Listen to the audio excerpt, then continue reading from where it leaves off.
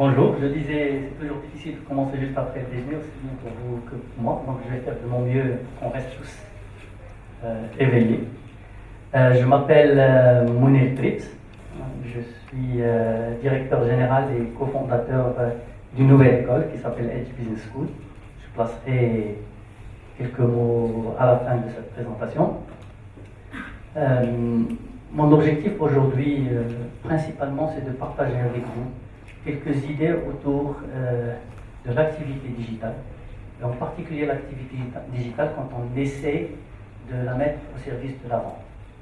C'est un sujet qui est assez complexe, parce que entre le moment où on décide de faire quelque chose sur Internet, sur les réseaux sociaux pour attirer des clients, et le moment où actuellement on a le client entre les mains, il achète, il y a beaucoup de choses qui se passent. Et c'est des choses qui ont trait à un certain nombre de phénomènes psychologiques et sociologiques. Dès qu'on touche au psychologique ou sociologique, ça en perd un peu le raisonnement logique. On ne peut plus être sûr de ce que nous sommes en train de faire. Et généralement, dans ce genre de choses, la meilleure manière que je conseille à tout le monde, c'est qu'on construit notre savoir, on construit notre technique d'attirer le client avec ce qu'on appelle du trial and error. Il faut essayer, tester, vérifier, revérifier jusqu'à ce qu'on ait le bon modèle. D'accord? Alors, en une heure, on ne peut pas parler de tout ce qui se passe dans le digital, on ne peut pas parler de toute la technique qu'on pourrait mettre en place. À Edge, nous avons un master qui ne fait que ça, sur une année. Mais ce que je vais essayer de faire, j'ai un peu pris du temps ce matin et j'ai essayé de mettre quelques idées, quelques conseils, j'appellerai quelques conseils, qui vous permettraient de commencer à mener une réflexion propre. Alors, avant d'aller vers ces éléments, ce que je voudrais que vous gardiez en tête, qui ici a déjà fait une campagne digitale dans le cadre de son business, de son boulot? Je vais voir des mains levées comme ça, donc je suis un chef de l'art. Très bien. Alors, c'est ceux qui ont fait déjà des campagnes digitales vont comprendre que lorsqu'on fait une campagne digitale, le problème numéro un qu'on a, c'est qu'on a de manière transparente, tout de suite, accès aux résultats. C'est bien, mais ça veut dire que tout de suite, on sait ce qui se passe, on voit déjà les problèmes. Et lorsqu'on voit tout de suite les problèmes, ça pose beaucoup de soucis sur ton terme, comment on réagit, quand est-ce qu'on réagit. Et je vais parler de cette composante temps tout à l'heure. Et donc, ce que je voudrais, c'est vous parler du digital en deux parties.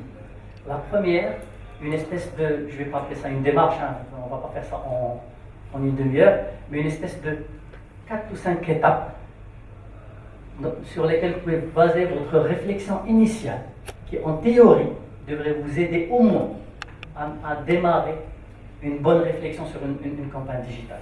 Et ensuite, je vais aller, en se basant juste sur mon expérience en deuxième partie, vous parler des choses qu'il faut garder en tête, qu'il ne faut jamais oublier lorsqu'on fait, on fait du digital. Bien.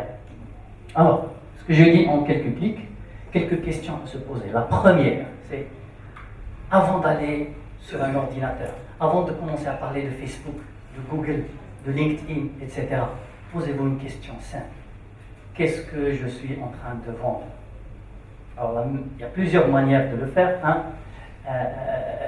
Pour savoir qu'est-ce que je suis en train de vendre, ce que je conseille souvent aux gens, c'est lorsque j'ai envie de commencer à faire une campagne quelconque sur un produit donné pour le vendre. Même si la manière avec laquelle je vends son produit va se passer en masse. Je vais faire une campagne digitale, je ne vais pas voir mes clients directement pour leur vendre, même si c'est le cas. Dites-vous, si mon client était devant moi, là, maintenant, tout de suite, assis là, et que j'ai envie de lui vendre mon produit, qu'est-ce que je vais lui proposer? Le visu. C'est une question simple. D'accord? Elle est extrêmement compliquée à résoudre. Parce que souvent, le problème numéro un qu'on rencontre, c'est qu'on commence à faire des campagnes. Mais on ne sait pas réellement qu'est-ce qu'on est en train de vendre. Est-ce que je suis en train de vendre un site aux gens? Est-ce que je suis en train de leur vendre la facilité d'accéder à quelque chose tout de suite? Ou est-ce que je suis en train de leur vendre la possibilité, assis chez lui, de faire un choix de quelque chose, qu'est-ce que je lui vends? D'accord, hein? Je vais laisser la moitié de la séance à des questions-réponses. Donc, si vous avez des cas précis qui touchent un peu ce que je suis en train de dire, n'hésitez pas à les noter, à me les reposer à la fin de la séance, comme ça je peux les utiliser comme des exemples. Et on peut même voir pratiquement comment ça marche. Alors, une fois je sais que ce que je suis en train de vendre, une deuxième question est extrêmement importante. Et ça, c'est une question, je la destine surtout aux jeunes qui ont de très belles idées et qui se disent j'ai quelque chose qui peut marcher. D'accord? La première chose que je dois me dire, est-ce qu'elle donne quelque chose à mon client? Est-ce qu'il gagne vraiment quelque chose? Lui, mon client. Parce que si je ne gagne rien, même si c'est sympa, le client n'est pas prêt à l'acheter. Et je vais vous donner un exemple. Hein. J'encadrais des étudiants de MBA. Il y avait un groupe, juste il y a 3 semaines, il y avait un groupe qui est venu, qui m'a dit nous allons créer une application qui gère les files d'attente n'importe où. J'ai dit très bien, excellent. Pourquoi? Parce que les gens en ont marre d'attendre. C'est excellent. Donc qu'est-ce que vous faites? Le client va installer l'application. Il va choisir là où il veut aller faire la queue. Il y a un truc installé chez l'agence CNSS, l'agence Paroc Télécom, n'importe où, qui gère la file. Il va dire, je vais aller là. Combien de temps d'attente si j'arrive à 15 heures? Et l'application va lui dire, tu vas attendre 2 heures, donc il ne va pas y aller. Il va choisir le bon, il va dire même à l'application, dites-moi quand est-ce que je peux y aller pour aller vite. Mais j'ai dit, c'est excellent, n'est-ce pas, comme truc? Très bien. À qui vous vendez ce produit? À qui vous le vendez? Est-ce que vous le vendez à cette agence de la CNSS qui a des queues de gens qui attendent? Est-ce qu'elle est prête à payer de l'argent pour ça? Pour que les gens n'attendent plus? Très bonne question, n'est-ce pas? Alors ils m'ont dit, finalement la CNSS n'est pas intéressée par ce truc. Et eux, ils s'en foutent, hein. Il y a une queue, il y a une file, ils gèrent ça, ça leur coûtera de l'argent, c'est pas le plus important. Mais le gars qui va attendre pendant longtemps est intéressé. J'ai dit très bien. Donc, si je vous dis achetez cette application, vous payerez combien? 1 dirham? 10 dirhams? 100 dirhams? Ouais, bon, un gars pour ne pas attendre à la CNSS serait prêt peut-être à payer 5 dirhams. Faites les comptes. Ils ont fait les comptes, ils se sont rendus compte que c'est pas profitable. Très belle idée. Mais est-ce qu'elle crée une valeur suffisante pour que les gens soient intéressés pour nous payer quelque chose qui nous fait gagner de l'argent? C'est une question fondamentale. On n'a pas encore touché au digital, mais si ces choses-là ne sont pas là, le digital ne sert à rien. C'est très important. D'accord? Donc ça c'est la première étape. Alors, une deuxième étape, j'arrive toujours pas au digital. C'est qui mon client? À qui je vais vendre? Alors d'abord, la première question, de manière générale, à qui je vais vendre? À l'entreprise, à une personne, à une famille, à qui? Ensuite, si je vois plus ou moins à qui je vais vendre, je dois être capable de connaître ces gens. Comment ils sont? Ils vont où? Ils prennent un café à 18h chaque jour à côté de chez eux? Ils conduisent une voiture pour aller au travail ou ils prennent un taxi ou ils y vont à pied? Quand est-ce qu'ils vont sur Internet? Puisqu'on va les cibler sur Internet. Ils y vont toute la journée, le soir, le matin. Si on ne les connaît pas, on ne va pas pouvoir les toucher, n'est-ce pas? C'est très important. Il faut les connaître, se poser cette question. À qui je suis en train de vendre? Qui prend la décision? Pendant un moment de ma carrière, j'ai fait un peu d'immobilier, donc j'ai vendu des maisons, et je peux vous dire, c'est très compliqué de savoir à qui je suis en train de vendre. Ça a l'air simple. Quand une famille qui vient chez moi, elle est assise là, ils veulent acheter une maison, il y a le père, la mère, les enfants, les grands-parents qui décident. C'est pas forcément celui qui signe le chèque, hein, n'est-ce pas?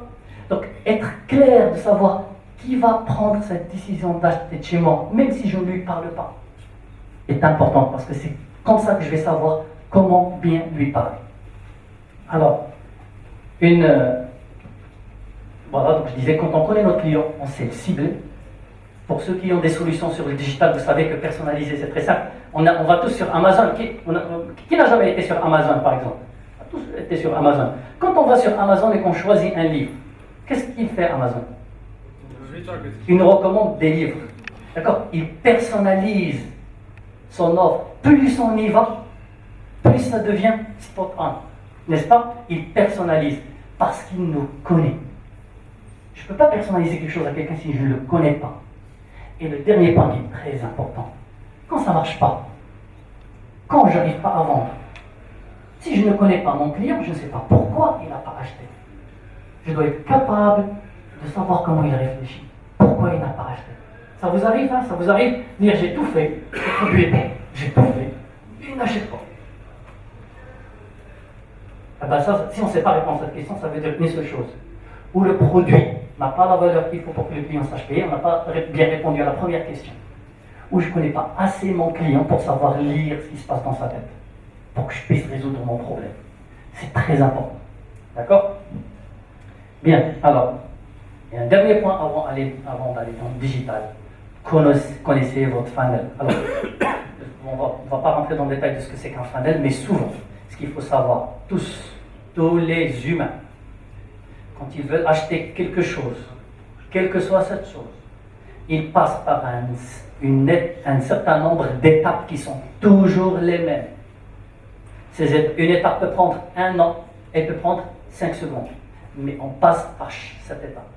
Si on ne maîtrise pas quelles sont les étapes une à une, il va sur le site, il clique, il prend note, il réfléchit, il pose la question autour de lui, il visite, il revisite, ensuite il compare les prix, et il va chez les deux qui l'intéressent le plus, il discute avec eux, ensuite il choisit celui qu'il veut, il part, il négocie, il va en parler dans sa famille, il va trouver l'argent, il va revenir et il va acheter. Ça ne s'arrête pas là.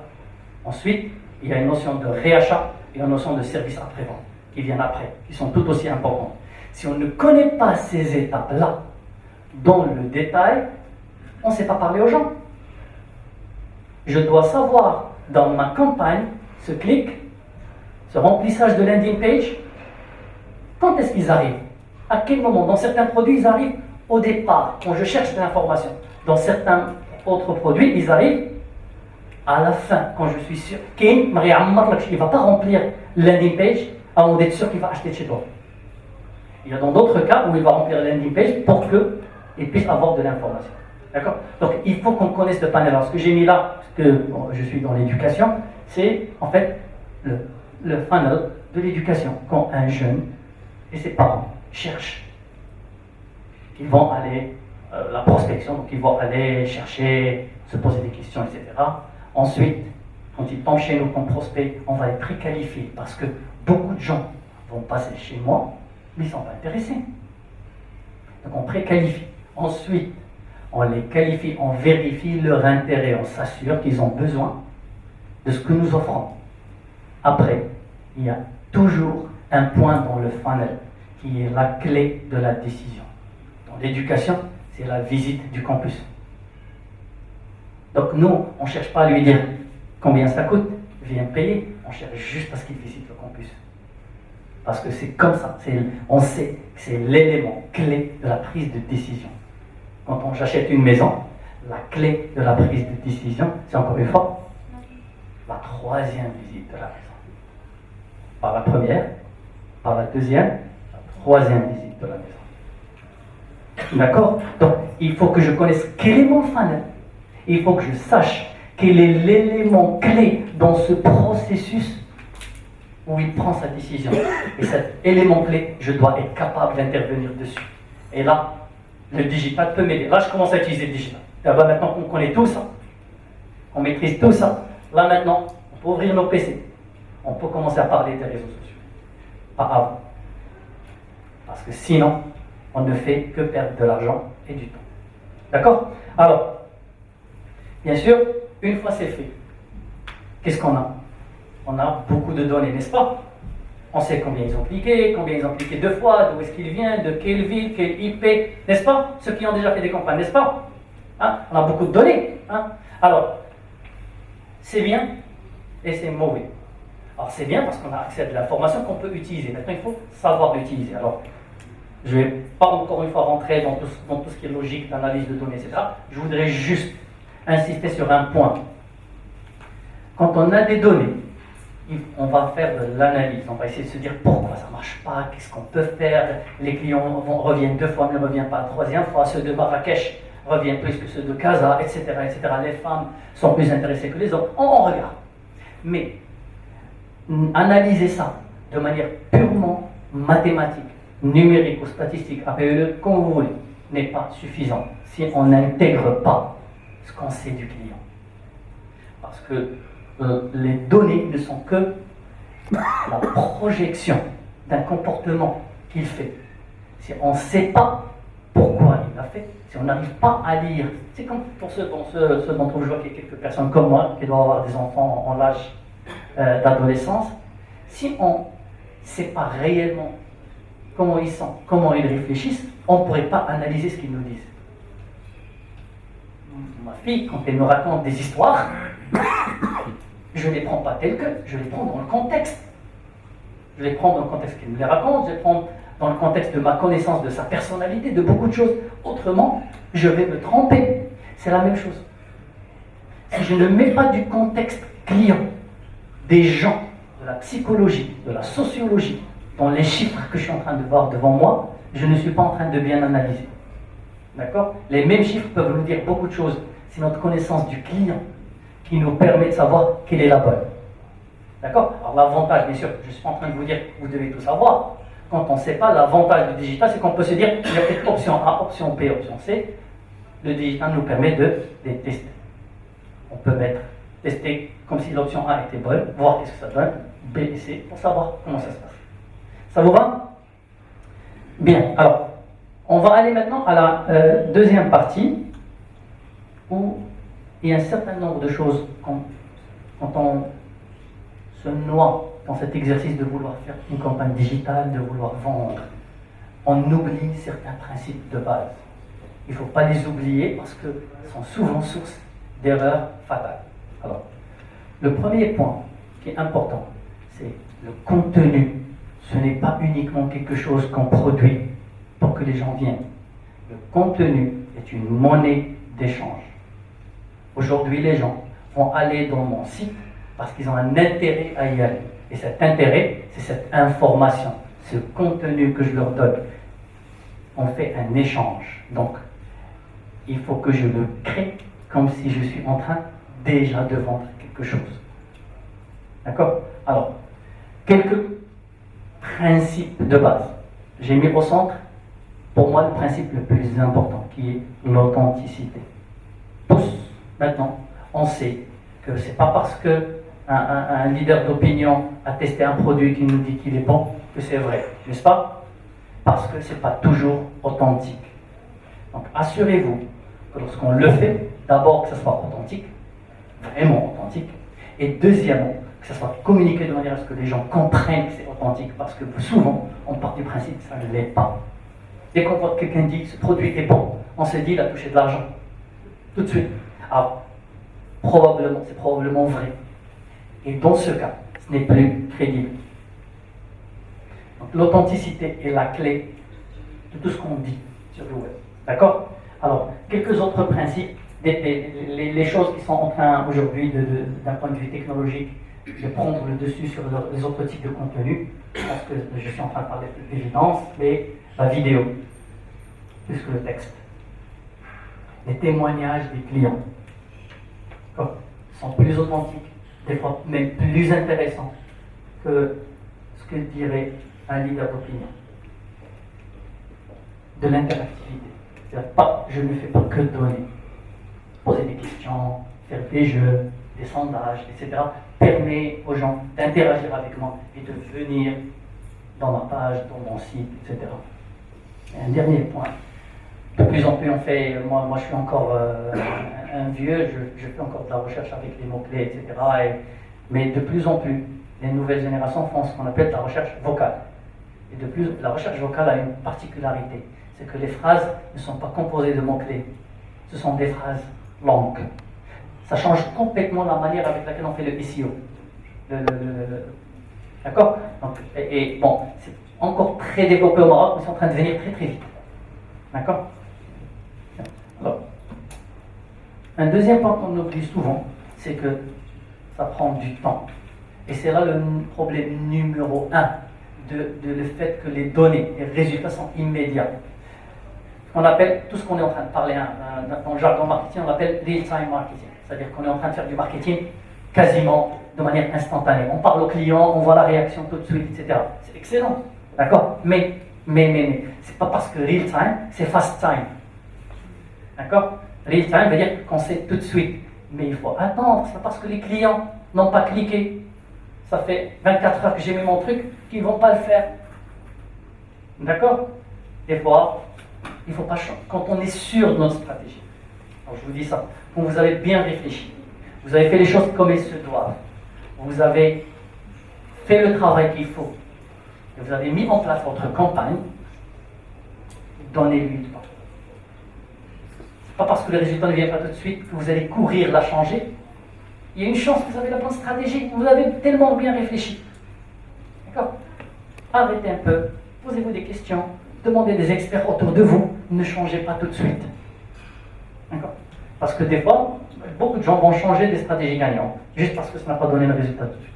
Alors le digital ne donne pas de résultat tout de suite. Il nous permet de travailler en temps réel. Ce sont deux choses différentes.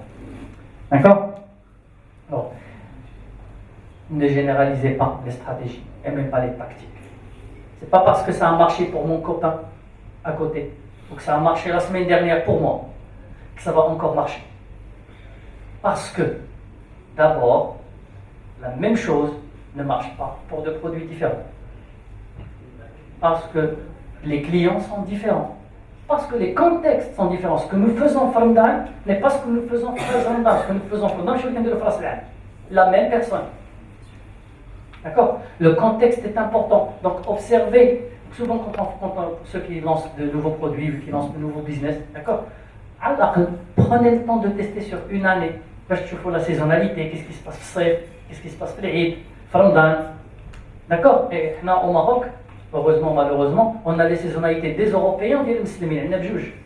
D'accord? Donc, et ça crée une complexité supplémentaire, parce qu'on doit respecter ce qui se passe Ramadan, nous chauffons le Sref, nous chauffons le Rotad, nous chauffons la Salam, nous chauffons l'Eid Sref, donc, c'est très important. Les comportements des mêmes personnes vont changer. La manière avec laquelle ils vont acheter, la manière avec laquelle ils vont interagir avec vous vont être différents, contextualisés. Ça a marché pour quelqu'un.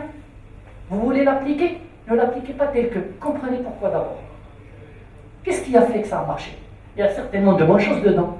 Comprenez-le avant de le réappliquer. Tel que, si ça vous paraît la bonne stratégie à faire, ou en modifiant quelque chose en fonction de ce que vous faites. Mais faites attention, les stratégies ne sont pas toujours duplicables. Alors, je vais m'arrêter un peu sur cette notion d'expérience.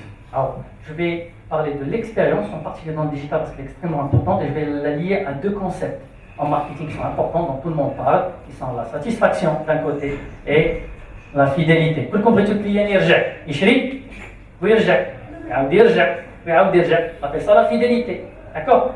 Alors, est-ce que quand c'est pas un piège, c'est plutôt un sondage.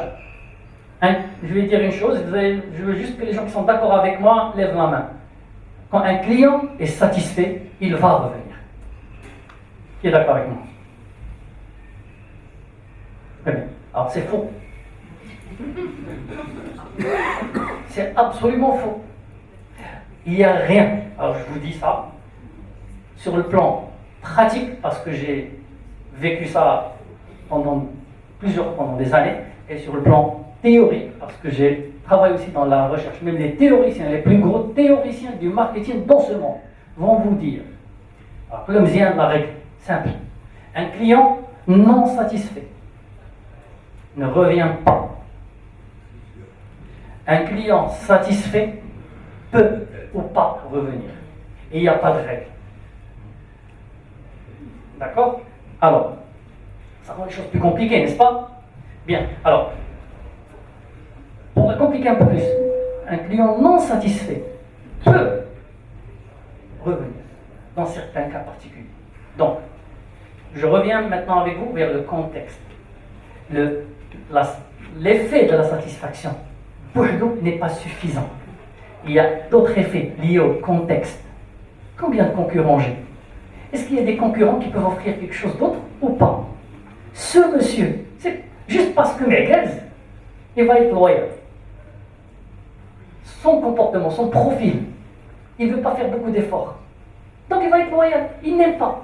Combien de fois on achète des produits, on refait, on le refait, et on râle à chaque fois. On le fait tous, c'est humain. En tout cas, quand il y a une pâtisserie en bas de chez moi, qui vend du pain rien, en revenant du bureau à 21h ou à 20h, je passerai quand même dans cette pâtisserie. Je vais vivre toujours la mauvaise expérience d'attendre 15 minutes, râler, payer ce pain et le prendre et refaire la même expérience le lendemain, et je fais ça pendant des années. Et ça, c'est un comportement purement humain. Vous voulez faire du marketing, vous voulez vendre, vous devez comprendre ces choses-là.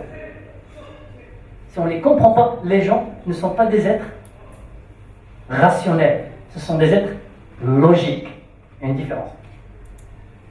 La logique, c'est quand on fait des raisonnements.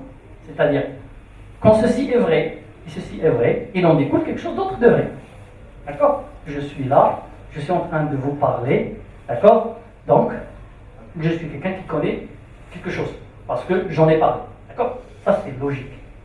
La rationalité, c'est autre chose. La rationalité, c'est lorsqu'on enlève l'émotion du raisonnement. Ça, c'est une machine, c'est le faire. Nous, on intègre l'émotion. Tu sais, il y a des gens qui vont acheter une maison à coût de centaines de milliers de dirhams. علاش؟ parce que ديك البنيته اللي جلست معاها وهضرت معاها وبعتها ليا كانت ظريفه وتبارك الله عليها. J'ai déjà entendu ça, mais une fois. D'accord? Donc, la logique, elle s'applique. Mais l'émotion est très importante. Donc, on peut faire des choses parce qu'on n'est pas... Parce que Gazi, on peut faire des choses parce que ça nous arrange. On peut faire beaucoup de choses qui ne sont pas rationnelles, mais qui peuvent être logiques pour nous. D'accord? Donc, la logique de la satisfaction, d'accord? Ce qui est important maintenant, c'est que si quelqu'un n'est pas satisfait, il ne va pas venir. Donc si je veux qu'il vienne, il y a un minimum, il faut qu'il soit satisfait. Voilà, donc on va faire autre chose pour qu'il vienne, n'est-ce pas? Très bien. Alors, la satisfaction n'est pas, quand on parle de satisfaction, on ne parle pas de la satisfaction du produit. On parle de la satisfaction de l'expérience. La satisfaction commence, le compteur de satisfaction, commence à compter à partir du moment où le client a entendu parler de moi, jusqu'au moment où il a utilisé mon produit et il ne l'utilise plus. D'accord? Donc, ça veut dire quoi? Ça veut dire comment il a pu accéder à mon site, la navigation dans mon site. Rapide ou pas rapide? Des fois, ça ne dépend pas de moi. Hein? D'accord? Sa connexion est mauvaise et il n'est pas satisfait avec quoi? Avec mon site. D'accord? Il achète le produit. Il l'utilise. Il a un problème. Il revient vers moi parce qu'il a un problème. Si je ne le traite pas bien, il n'est pas satisfait. D'accord? Il a des questions. Il a appelé pour poser des questions avant d'acheter. Je ne le réponds pas au téléphone. Et il n'est pas satisfait. C'est toute l'expérience de bout en bout. D'accord? Qui est important dans la satisfaction. Et on doit faire attention à ça. Parce que je sais que probablement il y a beaucoup de business ici qui sont basés sur le digital, qui sont basés sur des applications, des sites, etc. L'expérience dans votre application est importante. Au-delà du produit, vous allez lui vendre. D'accord? Bien. Alors, un dernier point, j'ai fait exprès de le laisser à la fin. Vous devez toujours, au départ, avoir un objectif. Parce que si vous n'avez pas d'objectif, vous ne savez pas mesurer si vous avez réussi ou pas. Alors, les objectifs, quand on parle de vente, par exemple, il faut avoir, je fais tout ça, je fais cette campagne parce que j'ai envie de vendre. Ou là, je fais cette campagne parce que j'ai envie que les gens me connaissent.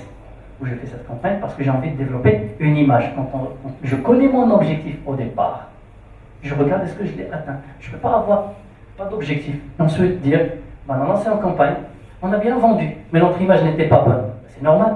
On n'avait pas eu d'objectif au départ. Vous n'avez pas fait attention à le faire. D'accord? Mais au-delà de ça, même quand on fixe un objectif, mettez derrière quelque chose que vous pouvez mesurer. Des chiffres. La vente, c'est facile. Hein? Je veux vendre tant. Non. Mais quand vous avez quelque chose d'image, dites-vous, je veux que mon image atteigne tel truc, je veux que si je fais un questionnaire à la fin de l'année aux gens qui sont connectés avec moi sur Facebook par exemple, que j'ai 60% des gens qui sont positifs par rapport à mon produit, par exemple. Donc, mettez quelque chose que vous voulez mesurer, comme ça, vous savez ce que vous avez réussi ou pas. Si on n'a pas un objectif défini, on va toujours se dire on aurait pu faire mieux, on aurait pu faire mieux. Il faut juste fixer un objectif et essayer de l'atteindre. D'accord? Bien, alors je vais en profiter juste pour vous parler un peu de Edge Business School. Je vais prendre 2 ou 3 minutes pour en parler. Alors, Edge Business School est une école business autorisée à accréditer par l'État marocain qui a démarré cette année avec un modèle social, un modèle économique et un modèle pédagogique différent. Alors, je vais commencer par le plus simple qui est le modèle économique. Nous cherchons à faire un enseignement de qualité. Quand je dis de qualité, donc nos benchmarks, c'est les meilleures écoles qu'on pourrait trouver au Maroc. On veut offrir le même niveau d'enseignement. Quand on regarde les privés les plus connus, on a fixé notre prix à 50% de leur prix. Alors, là, sans rentrer dans le détail, la raison numéro 1 qui nous permet de faire ça, c'est parce que nous sommes une école en termes de gestion administrative, pas en termes de cours. Les cours se passent en classe, comme d'habitude, comme on sait. De toute façon, c'est une obligation légale. Mais tout le reste est digitalisé. Donc, c'est une école parfaitement digitale, avec des outils pédagogiques très digitalisés. Nos étudiants ont accès à toute l'information qui les concerne à travers une application sur leur téléphone. Donc, on n'a pas besoin de ressources administratives pour leur donner leur bulletin, leur donner leurs notes, etc. Tout ça, ils y ont accès sur leur téléphone. La partie pédagogique, par contre, pas de compromis, il est respecté au meilleur niveau de qualité. Donc ça, c'est notre modèle un peu économique. Notre modèle social découle du modèle économique. Nous avons cherché à être à ce prix-là, parce que notre objectif en tant qu'école, c'est de participer dans l'effort que fait le Maroc pour se développer, et en particulier vis-à-vis de la classe moyenne. Parce que nous pensons à Edge que la meilleure manière de développer un pays, n'importe lequel, n'importe le Maroc, c'est de développer une classe moyenne. Et que la meilleure manière de développer une classe moyenne, c'est l'éducation. Donc, nous ne pensons pas résoudre ce problème à loin de là. Nous n'avons pas la taille. Nous voulons participer à la résolution de ce problème et créer un modèle qui éventuellement deviendra un modèle intéressant que d'autres pourront suivre. Ça sera excellent. Notre modèle pédagogique est un modèle qui est basé sur 3 piliers. Alors, le premier, c'est ce qu'on appelle l'inclusivité. Pour nous, tout le monde. Quand je dis tout le monde, je ne fais pas d'exception. Tout le monde peut être ce qu'il veut. La seule condition, c'est qu'il soit motivé pour l'être. Donc, je prends l'exemple que nous, Marocains, on le connaît tous. Bon, ça, c'est plus simple, même si on n'est pas une école d'ingénieurs. Mais ça veut dire, ce que je viens de dire, veut dire que quelqu'un qui n'est pas bon en mathématiques peut être un ingénieur. Par contre, il faut qu'il le veuille, parce que c'est pas facile. Nous, à Edge, ce qu'on ferait dans ce cas de figure, c'est qu'on va lui donner les moyens. On va le lui dire, on va lui donner les moyens et les outils pour qu'il se mette à niveau pour atteindre son objectif. Donc ça, c'est un peu notre concept d'inclusivité sur le plan aussi bien pédagogique que économique. Notre deuxième pilier pédagogique, c'est l'innovation. Alors, nous essayons de mettre en place les dernières innovations pédagogiques. Alors, je dis nous essayons parce qu'on ne peut pas venir du jour au lendemain et mettre un modèle pédagogique complètement différent. Il faut qu'on mette les gens dans leur contexte. Il faut que les professeurs, petit à petit aussi, épousent le système et commencent à l'appliquer. Mais alors il y a beaucoup de modèles, hein, je vais peut-être les nommer sans les expliquer, mais il y a un modèle qu'on appelle la classe inversée, flipped classroom, le modèle des études de cas, ce qu'on appelle peer-to-peer learning, etc. Et le dernier point, qui est la pratique. Alors, tous nos programmes sont étudiés de manière à ce que les étudiants fassent de la pratique tout le temps. Alors, ils ont bien sûr des stages, ils ont une semaine de rencontres d'entreprise chaque année, et ils ont un projet d'entreprise en fin d'année, en plus de ça. Aujourd'hui, on est à 30%, on espère atteindre 40%. De toute façon, la loi nous limite, de professeurs qui viennent du monde professionnel. Des patrons d'entreprise, des directeurs de RH, de comptabilité, de finance, qui viennent enseigner nos étudiants. En plus, dans les cours, où il n'y a pas des professionnels, on encourage nos professeurs à inviter les professionnels pour participer avec eux dans le cours. Alors, nous, on est capable de faire ça, on a de bonnes relations avec le monde professionnel, parce que ce soit mes actionnaires ou moi-même, nous venons du monde professionnel, nous avons derrière nous entre 25 ans et 35 ans d'expérience professionnelle, et donc nous avons un grand réseau dans le monde des entreprises, on parle leur langage, on peut les attirer. Et mine de rien, avec cette expérience-là, je me rends compte que les gens en entreprise veulent venir parler aux jeunes, veulent partager leur expérience, et donc nous les aidons, nous leur ouvrons les portes. L'école est ouverte à tout le monde, c'est un peu ça le principe. Voilà, merci beaucoup, je prends vos questions.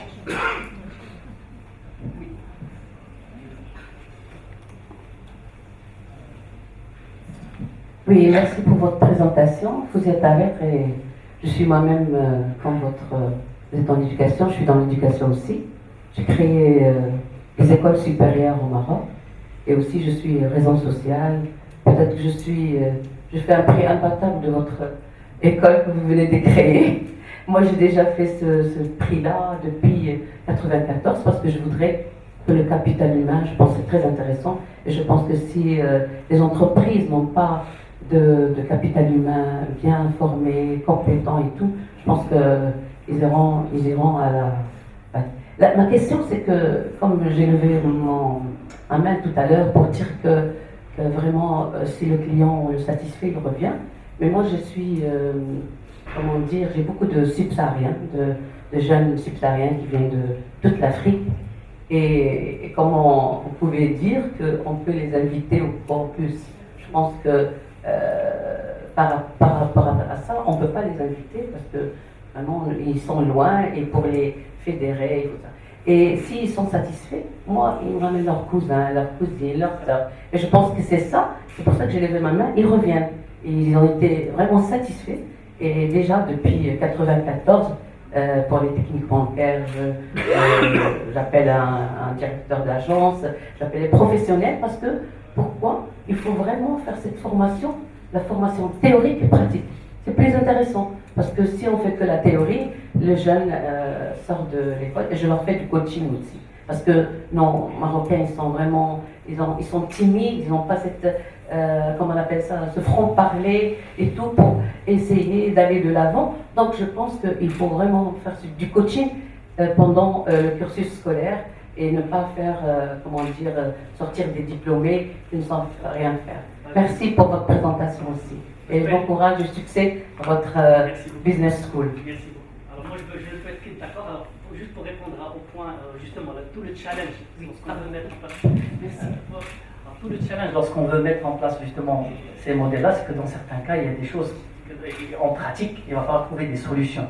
Alors, effectivement, quand on la visite, par exemple, dans le cas de l'éducation, est importante pour convaincre un étudiant, et que l'étudiant est à l'étranger, il y a bon, après la technologie peut aider, il y a ce qu'on appelle les visites virtuelles, etc. Il faut un peu maintenant essayer d'utiliser la technologie pour résoudre ce genre de problème. Et effectivement, quand vous dites, pour reprendre le terme cousin et cousine, ce que on appelle en marketing la recommandation, de bouche à oreille, c'est le cousin de la fidélité. Quand on a un produit qui satisfait les gens vont aller en parler. Alors, quelqu'un qui en parle, c'est un potentiel fidèle, déjà. D'accord? Et donc, effectivement, faire en sorte que les gens parlent de nos produits, c'est une très bonne manière d'attirer d'autres clients, c'est clair. Autre question? Oui. Question, je pense que c'est un point de vue. Donc, je suis tout à fait d'accord avec toute cette démonstration. Donc, je parle en toute connaissance de cause parce que j'ai commencé vendeuse et puis à directrice de vente dans une multinationale. Donc, il n'y a pas de secret pour vendre, donc je vous parle de mon expérience. Donc, en fait, si tu as un produit qui est ciblé à la demande, tu n'as pas, c'est pas la peine de trouver des techniques pour vendre ou bien de passer par des réseaux sociaux ou bien Ce sont les gens qui te sollicitent, ce sont eux qui viennent taper à ta porte. Puis si la concurrence se développe sur le marché, je crois que c'est à ce moment-là qu'on pourra faire appel aux modalités, les réseaux sociaux, l'expérience, connaître un peu la psychologie du client et tout ça. C'est quand le marché devient, si tu veux, restreint. Il y a beaucoup de gens qui font la même chose que toi.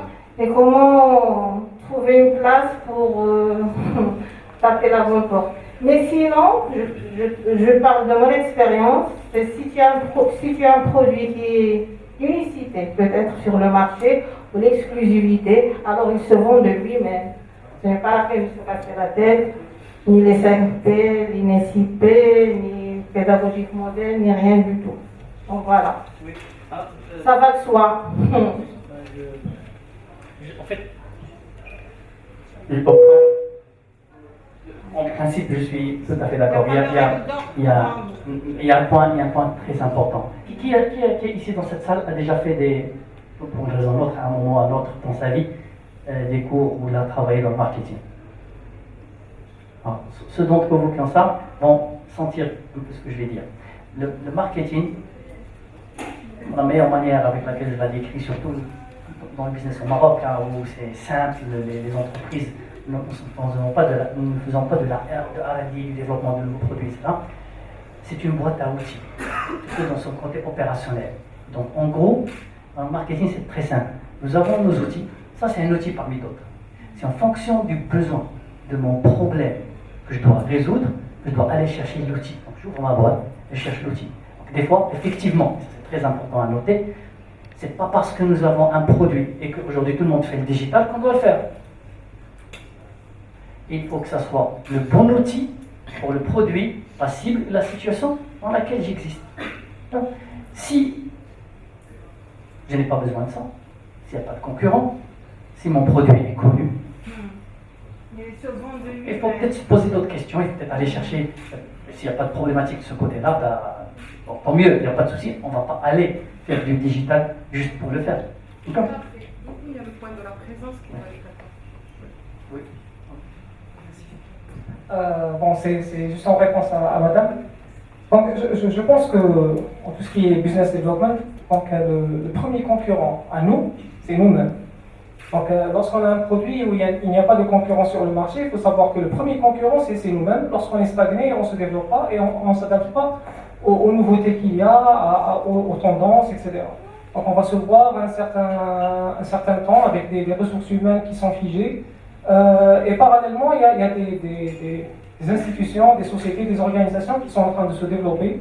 Et lorsqu'elles s'implantent sur le marché avec toute une étude de marché, un déploiement vraiment considérable, on se voit les derniers de la chaîne.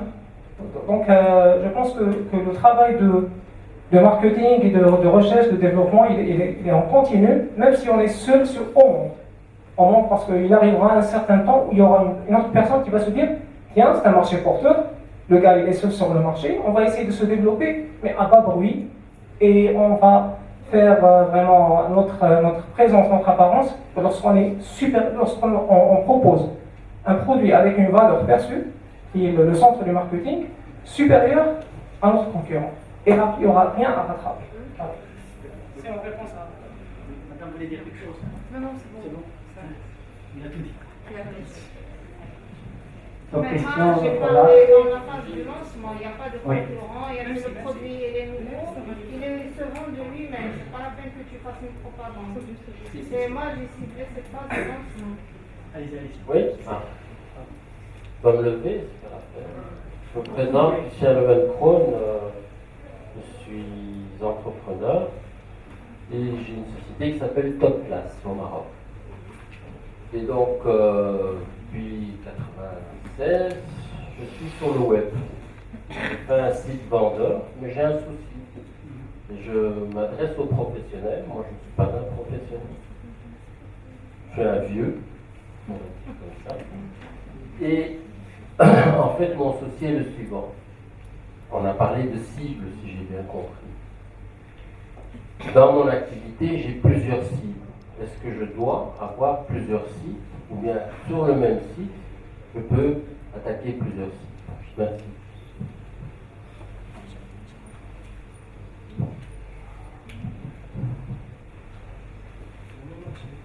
Bien, alors c'est une très bonne question.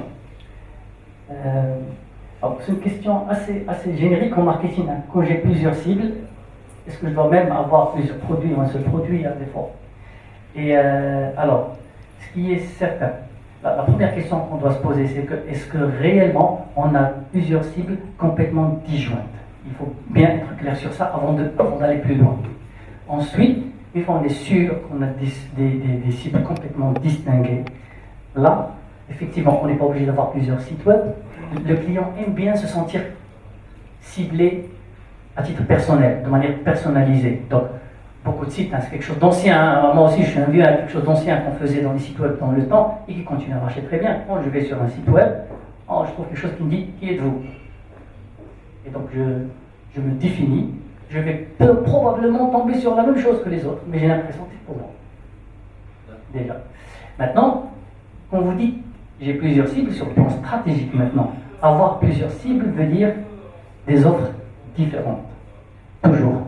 Si on a la même offre, même si physiquement c'est la même bouteille, quand c'est plusieurs cibles, la manière avec laquelle on la présente, la manière avec laquelle on la vend est différente et dans ce cas ça devient un produit différent et donc il faut la présenter différemment. C'est-à-dire qu'une cible va aimer la voir bleue, une autre cible, si elle la voit bleue, ça ne lui parle pas, il faut qu'elle soit verte.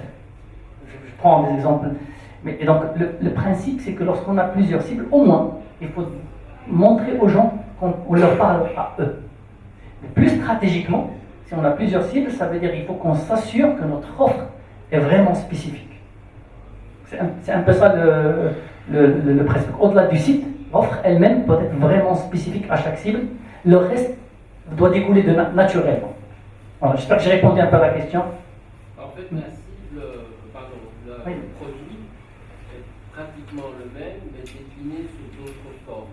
Voilà. Alors, pour être précis, il s'agit des cafés Lavazza. Je ne vais pas faire de publicité. Ça fera un bon cas pour tout le monde, il n'y a pas de souci. Le café Lavazza est un produit qui se vend sous différentes formes, des capsules, du mélange, utilisé, etc. Mais qui s'adresse au Maroc spécifiquement pour nous, notre classe, à du B2B. Et donc, on s'adresse à des professionnels café, hôtel, restaurant, à des entreprises pour la pause café en entreprise et aux opérateurs en distribution automatique. À chacun sa déclinaison. Voilà. Quand il rentre dans le site, vous devez lui poser la question c'est qui?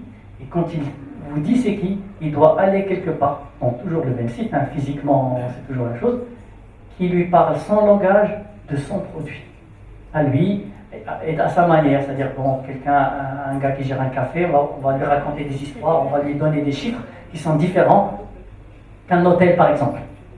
Donc c'est un peu ça, c'est peut-être le même produit, on lui parle un langage différent, et donc il faut qu'il se décline à l'entrée, à la porte.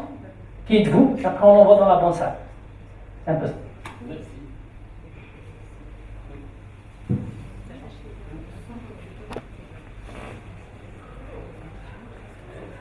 Vous me permettez, je vais juste continuer sur votre réponse. C'est adapter l'offre aux professionnels. C'est parler le même langage, c'est ça. Donc, mais en gros, c'est une offre destinée pour les professionnels. Après, je vous l'ai dit, je suis opérateur de produits bio. Moi, je ferai juste une question, en fait, deux petits points dans l'entrepreneuriat. D'abord, le premier flash, c'est tout est relatif. On a le meilleur produit, mais si on n'a pas la meilleure manière de le vendre, ça ne peut pas continuer. Ça, c'est une règle. Le deuxième point, c'est sous forme de question. Est-ce que, toujours dans le même contexte, la relation, quand on parle de satisfaction de besoins ou des besoins, est-ce que c'est égal client satisfait? Répondre à un besoin, est-ce que c'est un client satisfait? Merci.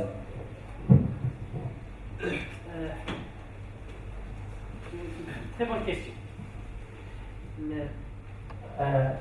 Répondre à un besoin est une chose, satisfaire un besoin, même pour utiliser le même mot, est une chose, satisfaire un client, c'est autre chose. Alors, quand on parle d'un besoin, ça veut dire quoi? Ça veut dire que j'ai défini un groupe de personnes qui réfléchissent de la même manière et qui ont un besoin spécifique. Le satisfaire veut dire créer quelque chose qui va nous permettre de répondre à ce besoin. Il y a des gens qui ont de l'argent, qui aiment voyager l'été, ils aiment aller en Europe, on va créer un produit de voyage spécifique à ces gens-là, pour qu'ils voyagent en Europe, etc. Le fait de le créer, de le packager avec une clarté que ça répond à ce que ces gens veulent, nous avons satisfait le besoin. Nous n'avons pas encore satisfait le client. Satisfaire le client, comme je disais tout à l'heure, c'est toute l'expérience. Il ne s'agit pas uniquement, quand on répond aux besoins, on donne juste le produit. Et l'expérience, pour reprendre l'exemple d'une agence de voyage, c'est surtout en ligne, pour regarder un peu la thématique d'aujourd'hui, c'est à partir du moment où il rentre sur Google et qu'il met le nom de mon agence qui est en ligne, que ça remonte parmi les premiers, qu'il n'a pas besoin de circuler pour la trouver. C'est facile à trouver. Il clique, il rentre dans l'agence, c'est pas compliqué. Il trouve ce qu'il veut facilement, comme il le veut. Il fait ses choix, il achète, ça ne bloque pas, tout va bien, c'est clair, il n'a pas d'aller chercher dans un coin, etc. Jusqu'à ce qu'il achète son billet. Et attention, ça c'est pas fini. Il doit partir à l'aéroport, il faut que ce bout de papier qui a imprimé du site soit accepté. S'il n'est pas accepté dans l'aéroport, à qui la faute? À cette agence en ligne, même s'il n'a pas bien imprimé lui. Parce qu'il fallait le lui dire. Donc jusqu'au bout, l'expérience jusqu'au bout. Une fois qu'elle est terminée, là on a un client satisfait. La satisfaction par définition, quand on veut acheter quelque chose, nous avons ce qu'on appelle une attente.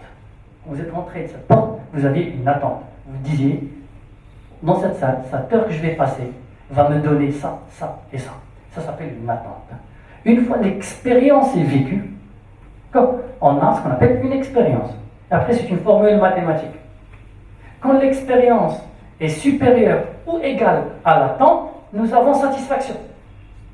Quand l'expérience est inférieure à l'attente, nous avons insatisfaction.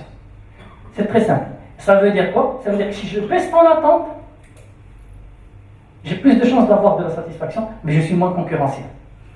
Si je lève l'attente, je réduis ma chance de satisfaire parce que j'ai poussé un peu le bouchon très loin, mais je suis plus concurrentiel. C'est tout cet équilibre qui est au cœur du business. D'accord? D'autres questions? Oui. Merci. Bon, c'est en complément de votre réponse, si vous voulez. On va faire une projection sur le digital. La satisfaction client, c'est comme vous avez dit, je suis très d'accord avec vous, c'est le comportement du client sur votre plateforme ou support. Parce que si on fait une projection sur le digital, on a d'abord l'audience, c'est le fait de ramener des prospects sur votre support, que ce soit un site ou autre. Et là, on va étudier l'acquisition sur des supports ou des logiciels d'analytics, de dashboard, de tout ce qui est CRM. Là, c'est l'acquisition. Le client, il est là. Mais pour le moment, il n'y a aucune expérience. Et puis, il y a ce qu'on appelle le comportement, notamment on peut le faire sur Google Analytics. Donc, le comportement, c'est là où on va analyser l'expérience client. Qu'est-ce qu'il a fait sur notre site? Le taux de rebond, est-ce qu'il est venu et n'est plus revenu? Qu'est-ce qu'il a fait sur notre site? Le nombre de pages qu'il a visualisé? Le temps qu'il a passé sur chaque page ou sur le site globalement? C'est là qu'on vous avait dit, là, on peut savoir si le client il est satisfait sans qu'on satisfait le besoin. Le besoin, il est satisfait sur le palier conversion. Conversion, c'est là où on va convertir son acte de présence sur notre site en un acte d'achat, ou bien un j'aime, ou bien une demande de newsletter, ou bien une acquisition il va profiter d'une offre, etc. Et comme vous avez dit, je suis très d'accord avec vous, vous avez bien souligné le fait d'être satisfait de bout en bout, même après l'acte d'achat, le service après-vente, l'accompagnement, l'écoute client, etc. Donc vraiment, je suis très d'accord avec vous. D'autres questions?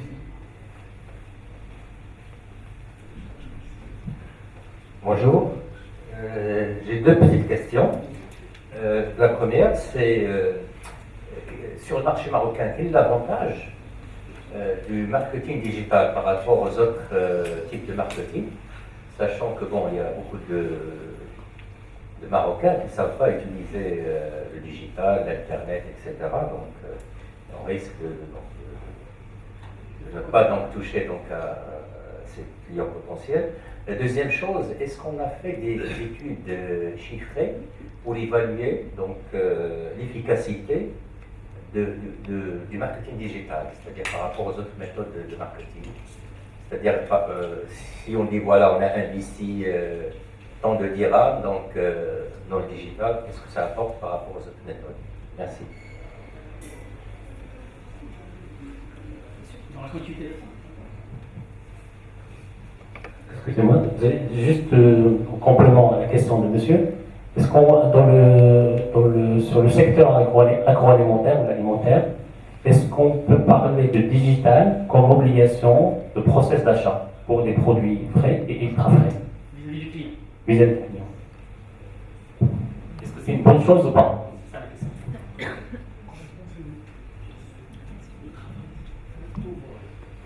Alors, le digital a deux avantages. Un, pour moi en tout cas. Un avantage qui est le même que tous les autres outils marketing dont on peut disposer, c'est il nous... Ça va aller maintenant? Très bien. Alors, il nous permet de cibler certains segments du marché proprement, tout comme n'importe quel autre outil marketing. D'accord? Il y a des gens qui sont mieux ciblés avec le digital qu'avec n'importe quel autre média. Alors, lorsque mon produit, mon entreprise, cherche à parler ou à vendre à des cibles qui sont plus digitalisées, qu'on trouve plus dans le digital qu'ailleurs, j'ai quasiment pas le choix. Dans le cas, par exemple, du business dans lequel je suis, qui est l'éducation, on parle à des jeunes bacheliers de 17 ans, de 18 ans, des licenciés de 20 ans. Vous pouvez imaginer avec cette nouvelle génération, où est-ce qu'on va la trouver? C'est pas devant la télé, ça c'est certain. D'accord? Donc, ça c'est le premier point de manière simple. Maintenant, il y a un deuxième avantage que le digital a, et qu'en cas d'égalité entre deux outils, le digital gagne, parce que comme je disais tout à l'heure, le digital a un avantage, c'est qu'on a accès immédiat aux résultats. On voit ce qui se passe tout de suite.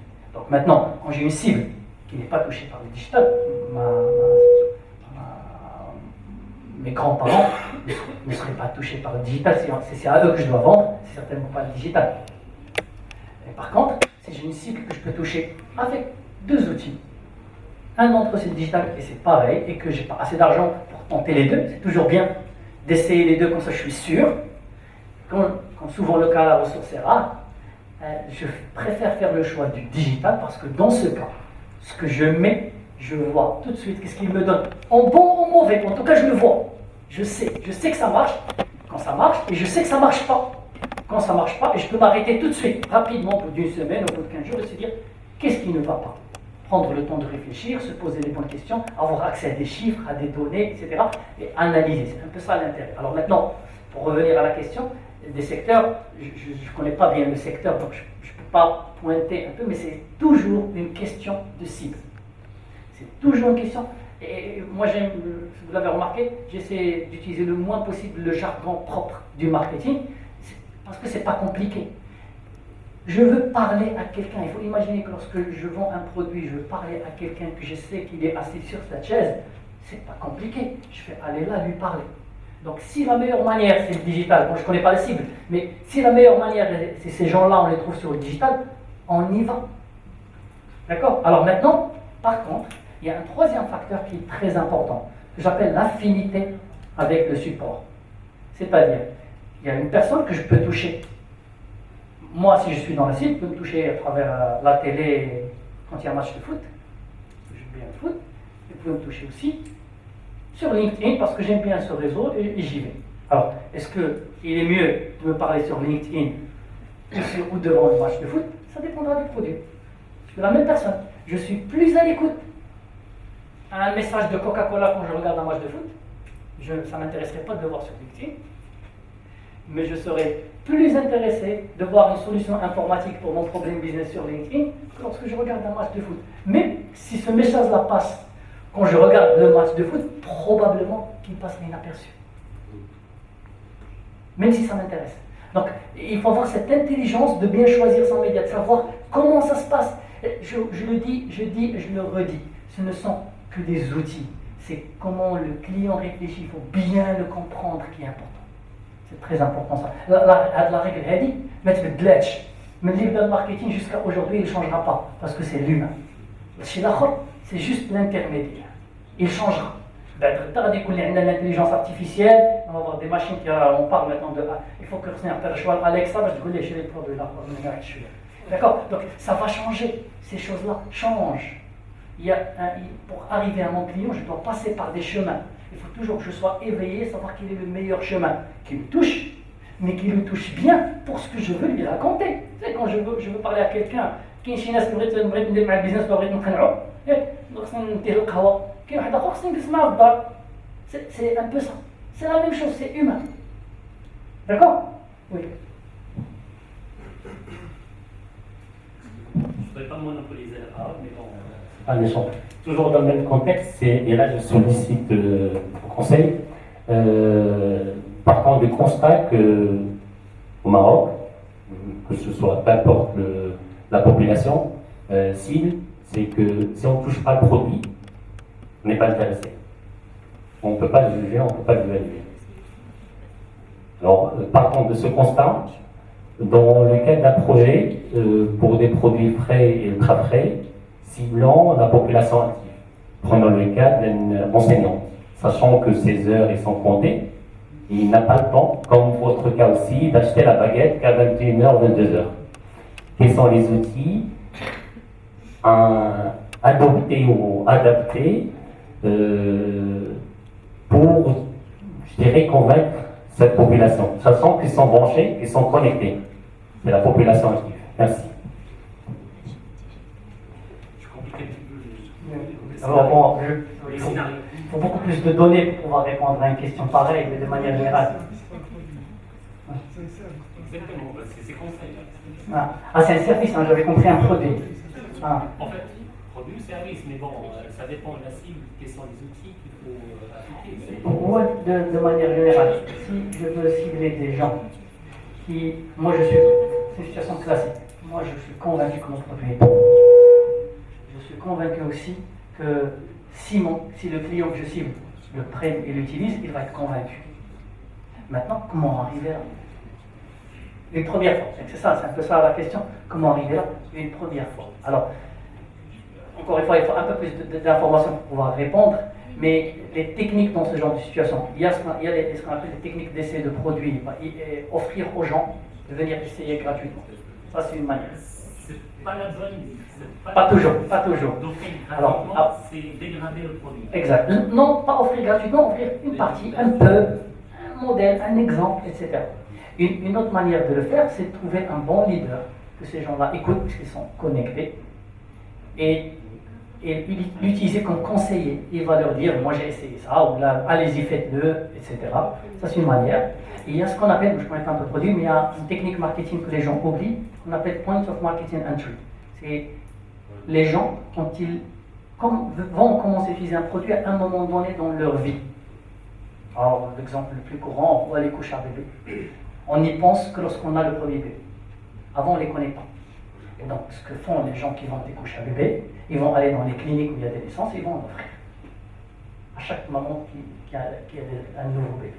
D'accord? Ça s'appelle point of marketing. On va aller chez elle au moment où elle commence à se dire je dois acheter des couches à bébé. On lui donne un petit échantillon. D'accord? Donc, il y a peut-être d'autres techniques. Hein. J'ai du mal à maîtriser le business, on peut en parler plus tard, hein, mais il n'y a pas de souci. Mais il y a des techniques. Il faut mettre le produit dans la main du client. Et il faut arriver à le faire. Il n'y a pas. Alors, il y a peut-être une dernière technique qui est notre cas d'éducation, parce que nous, dans l'éducation, on vit exactement la même situation. C'est le temps. On a besoin de laisser la courbe bouche à oreille prendre son temps. C'est pas un choix. Donc, il faut que quelques-uns essayent, recommandent à d'autres, et ça prendra son temps. Ça prend des années dans l'éducation, on n'a pas le choix. Donc, c'est un peu ça. Donc, ça dépend du produit. Ah, oui.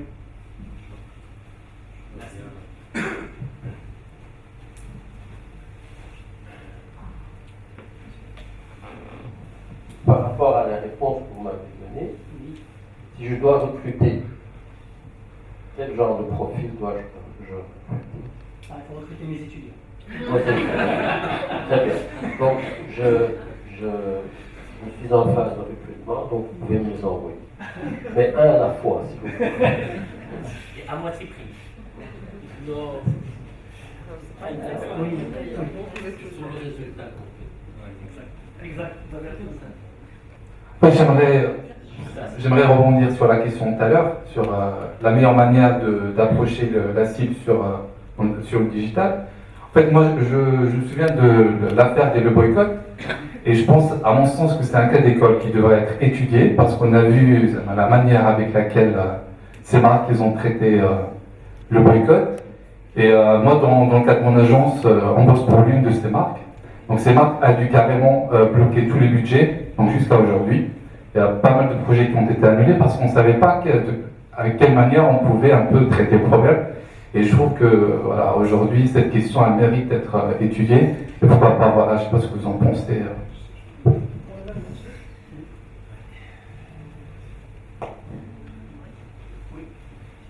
Justement, dans la même perspective, donc, je voulais vous demander à propos de la tendance 2019-2018, on voit plus de sociétés qui se limitent au site web, vraiment à donner une très bonne image du site web au dépend des réseaux sociaux qu'ils peaufinaient avant, mais les nouvelles règles d'utilisation des réseaux sociaux, surtout Facebook, Instagram, LinkedIn un peu, qui limite l'accès, qui limite le nombre de posts, qui ne filtre pas tout ce qui est commentaires, etc. Et aussi la non-identification des influenceurs, des commentaires, etc. Parfois, il y a des concurrents à vous qui vous fassent parfois des clics en CEM pour vous typer votre budget d'optimisation payante. Parfois, c'est vos concurrents qui vous font des commentaires qui vous sont nuisibles. Donc, on voit de plus en plus de sociétés qui abandonnent les réseaux sociaux. Mais ils se demandent comment y rester et trouver des solutions. Parce que ça devient nuisible. Voilà. C'est à peu près dans le même... Oui, dans le même... là. D'accord. Alors, je parlerai du boycott, ensuite je parlerai de ce point. C'est un excellent cas marketing. J'aurais aimé avoir le temps, prendre quelques étudiants et travailler sur ce cas de boycott qui a eu lieu au Maroc, parce que c'est un vrai cas de comportement de consommateur tout à fait légitime, et qu'on n'a pas bien étudié. Et d'ailleurs, il n'y a pas qu'une seule étude qu'on peut faire sur ce cas de boycott, on a plusieurs, comme vous l'avez dit. Une comparaison des marques, des réactions de chacune des marques et des résultats de chacune des réactions serait un excellent exercice, par exemple. Et maintenant, pour continuer sur le digital, son avantage, c'est qu'il est ouvert et qu'il nous permet de parler à tout le monde facilement. Et en même temps, ça permet à tout le monde de nous parler. Et donc, il faut qu'on accepte ça. Ça, c'est pas quelque chose qu'on peut éviter. Il faut avoir le courage Il faut avoir le courage. Et alors, il y a deux choses. Ça va pousser de plus en plus les entreprises, je l'espère, parce que petit à petit, le digital, c'est un choix, hein, et c'est irréversible. Petit à petit, ça va les pousser à être plus transparents. Parce que le fait que c'est ouvert, force l'information maintenant devient de plus en plus publique. Et donc, les entreprises vont devenir de plus en plus transparentes. On résiste, c'est tout. Ça prendra son temps, mais on dépassera ça. Et en même temps, ce qu'il faut savoir, sur une logique un peu plus large, un peu plus mondiale, les réseaux sociaux n'ont pas bien commencé non plus. Ce n'est pas les entreprises ni les espaces les plus honnêtes qu'on connaisse sur notre terre. Et donc eux aussi ont compris ça. Ils sont en train de corriger. Ça leur prendra du temps. Facebook n'est pas authentique. C'est-à-dire quand je vois quelque chose sur Facebook, je me pose des questions avant de lui faire confiance. Ça en fait un média pas très crédible. Et donc Facebook, c'est comme ça qu'ils gagnent leur vie. Ça leur pose problème, ça. C'est pour ça qu'ils sont en train de faire ça. Et c'est tant mieux. Probablement, s'ils le réussissent, ils ne vont jamais le réussir à 100%. Si les réseaux sociaux réussissent à créer ce principe de crédibilité, à enlever au mieux les fake news, à enlever les attaques des uns et des autres, etc., ça le rendra plus crédible et c'est tant mieux pour tout le monde. Et donc je pense, moi, que tout ce beau monde a vécu une dizaine d'années de gloire. Maintenant, il y a une remise en question naturelle, elle est mondiale, qui va prendre son temps, mais ça ne veut pas dire que c'est réversible. Ça veut tout simplement dire que c'est une remise en question qui, je l'espère, va nous emmener vers mieux. Voilà. Il y avait une question? Alors, vous ensuite, mon gars. Oui, non. Donc je reviens vers la partie digitale. Donc aujourd'hui, les entreprises ils cherchent à développer leur stratégie digitale et recruter des clients donc à partir du web. Mais sincèrement, on ne peut pas recruter, avoir toute une équipe digitale donc, qui va s'occuper de la commercialisation des produits. Donc ma question c'est quelles sont les solutions pour les entreprises? Je ne parle pas de grandes entreprises, je parle de PME, petites entreprises, ou pour les entrepreneurs qui viennent de commencer. Donc quelles sont les solutions pour avoir une page Facebook ou une page Instagram avec des publications quotidiennes par semaine ou par jour, avec les moyens qu'ils ont. Bien sûr, je ne parle pas de recrutement, d'une personne qui est spécialisée en ça. Donc, parce que pour créer une publication au niveau des réseaux sociaux, il vous faut une personne pour avoir l'idée, qui vous donne l'idée de la publication, pour l'écrire le texte et pour créer le design. Donc là, on parle de trois choses. Donc, quelles sont les solutions aujourd'hui qu'on peut avoir, que peuvent avoir les entreprises, les petites entreprises, pour continuer à prospecter sur le. Alors, ça me permet de revenir aussi sur la question de recrutement de tout à l'heure. Alors, il y a déjà, parce qu'il faut savoir répondre à la question, il y a de bons profils sur le marché, il n'y en a pas beaucoup. D'accord? Ça me permet de faire un peu de publicité. C'est pour ça que nous avons aujourd'hui, nous, un master en cours de soir. Nous avons aussi une licence en cours de jour, spécialisée dans ça.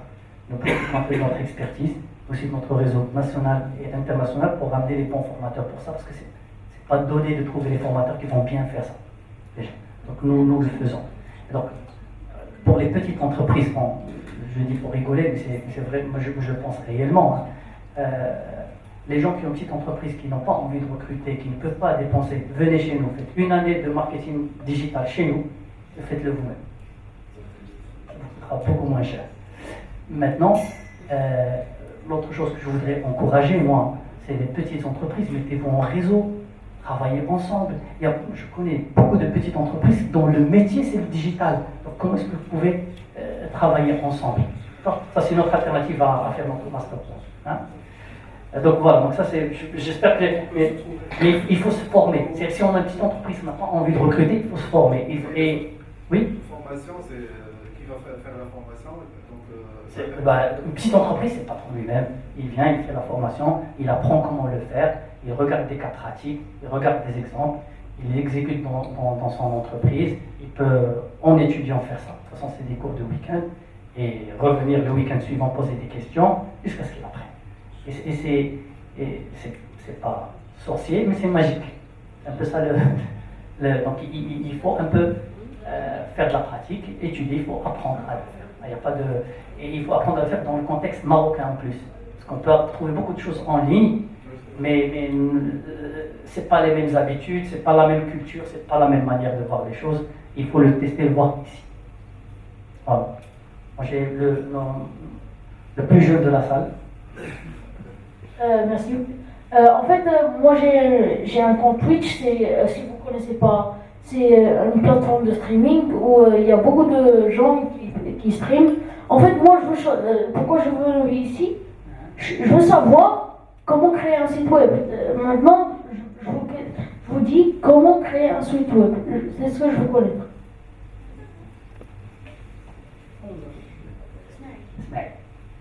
Bien, Ismaël, je suis fier de toi, alors. Ah, c'est très très bien. Alors, je vais vous dire une chose, je ne sais pas créer un site web. Hein. C'est la première des choses. Maintenant, dans ta question, il y a deux parties. La première, c'est la partie développer le site web. C'est de l'informatique. Alors, il y a même sur YouTube, tu vas trouver des petites choses qui vont t'apprendre, il y a même des sites, fais une petite recherche Google, qui vont t'apprendre à faire du HTML, faire du développement web. Comme ça, tu sais comment le faire toi-même, déjà. Comme ça, c'est vraiment créer le site web, avec le menu, les couleurs, etc. Maintenant, ça, c'est qu'une partie de ce que tu cherches à faire. La deuxième partie de ce que tu cherches à faire, c'est qu'est-ce qu'il va y avoir sur ce site web. Alors, il va falloir que tu t'assoies. Fais-toi aider quand même. Vous êtes son papa? Oui. Fais-toi aider par ton papa pour réfléchir quelle est la meilleure structure de faire ce site web. Qu'est-ce que les gens qui vont venir, qu'est-ce qu'ils vont regarder? Comment ils vont le regarder? Où est-ce qu'ils doivent le trouver sur la page? Au milieu? En bas? S'il y a un site web quelque part dans le monde qui ressemble au mien, comment il est? C'est pas grave si on copie des petites choses chez les autres. Au contraire, on les copie, on les améliore. Et regarde comment ça se passe. Trouve un bon menu, donc quelque chose qui ressemble à ce que tu veux faire. Après, apprends un peu de HTML et développe-le. Tu vois mon réponse? Madame? Tout d'abord, je tiens à vous remercier pour ce workshop qui est très intéressant, qui est très du digital marketing, qui envahit notre quotidien. J'ai travaillé plusieurs années en agence en tant que chef de projet senior et manager de production. Je voudrais tout d'abord répondre au petit monsieur qui est avec nous. Il y a Smaïl. C'est très bien de s'intéresser à la création de sites web aussi jeunes. Après, comme vous venez de l'expliquer, il faut se poser les bonnes questions. Et en agence, on se pose généralement la première question qui est le QQOQCCP, c'est-à-dire le quand, comment, pourquoi, à qui, quoi et comment. Donc ces questions-là vont permettre à toute personne qui veut aller, que ce soit sur les réseaux sociaux ou la création d'un site web ou sur les différents canaux marketing, d'aller de la bonne manière. Et donc pour Smaïl, il peut utiliser des substituts de CMS, des plateformes qui permettent de créer des sites web comme WordPress, Joomla, Drupal, etc. Et pour lui, il y a Wix qui est très facile à utiliser. Nous, en agence, on ne l'a jamais utilisé parce qu'il est très basique. C'est pour les personnes qui ne maîtrisent pas le code. Donc ça peut être très utile pour lui. Il y a des templates qui sont déjà prêts, donc il peut s'éclater là-dedans. Et pour répondre aussi aux différents messieurs qui posaient des questions pour le marketing digital, c'est un canal très intéressant et qui peut être exploité par plusieurs entreprises, que ce soit des entrepreneurs qui travaillent à titre individuel ou des petites ou grandes entreprises. On a travaillé avec des promoteurs immobiliers.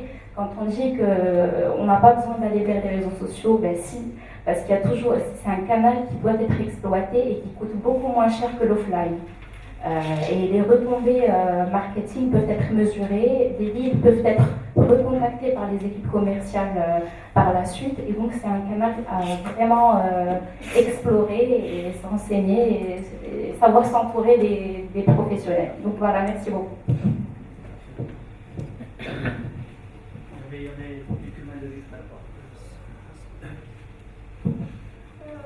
Bonjour, je tiens à vous remercier pour ce workshop intéressant. Et pour Smaïl, je suis étudiante en ingénierie informatique. J'ai déjà des supports, je peux t'aider. Wow. Tu viens d'avoir ton professeur. Voilà, donc c'est facile, puisque tu es intéressé et tu veux apprendre à faire de l'HTML, du CSS, du JavaScript, etc. Donc tu vas apprendre et tu auras l'air de développer ce qui est déjà développé. Et pour le monsieur qui veut recruter les gens pour changer le site, déjà la segmentation, il y en a plusieurs. On ne peut jamais dire c'est adressé à tout le monde ou bien c'est adressé au public. Mais il y en a, par exemple, je veux donner un exemple très concret de Sideli. Ils ont mis des bouteilles pour les petits jeunes avec des couleurs différentes. ce qui est intéressant pour les petits, dès qu'ils rentrent dans un épicerie, ils demandent à ses parents, je veux celle-là, en rouge, en vert ou bien en bleu, etc. Donc c'est le même produit, c'est le même mot, mais avec des manières différentes. Donc ça ne vaut pas la peine de changer tout le produit, mais seulement la manière de le présenter pour la cible demandée.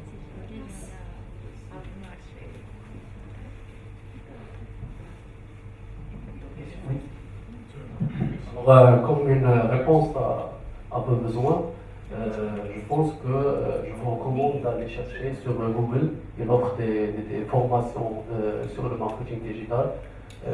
J'ai moi-même bénéficié de cette formation de 40 heures. C'est suffisant pour avoir une idée claire sur votre lancement d'activité ou bien dans votre présence sur Facebook ou bien Instagram. Ça vous aide énormément. C'est gratuit et c'est très efficace. Non. C'est gratuit. Non, parce qu'aujourd'hui, on est en 2019, l'information est très accessible et gratuite.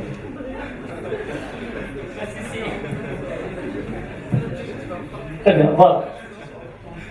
Oui.